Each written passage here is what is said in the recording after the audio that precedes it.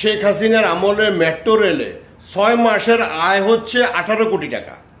বর্তমান অন্তর্বর্তীকালীন সরকারের আমলের মাত্র ১৮ দিনের মেট্রো রেলের আয় হচ্ছে ২.৫ কোটি টাকা, তার মধ্যে ২ শুক্রবারে বন্ধ ছিল। এখন আমার কথা হচ্ছে, ডক্টর ইউনূসের কাছে কি আলাদিনের চেরাগ আছে? আমাদের এই শিক্ষা প্রতিষ্ঠানগুলোতে কি চোর, ডাকাত, সন্ত্রাসী তৈরি হয় নাকি ভালো মানুষ তৈরি হয়?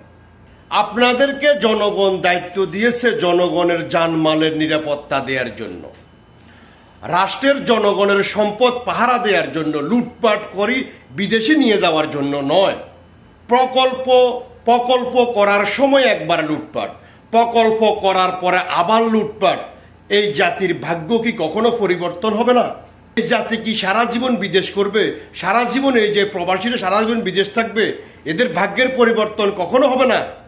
যারা দায়িত্বে ছিল, সরকারি কর্মচারী কর্মকর্তা থেকে সবাইকে আইনের আওতায় আনতে হবে এবং কি শাস্তিমূলক ব্যবস্থা নিশ্চিত করতে হবে।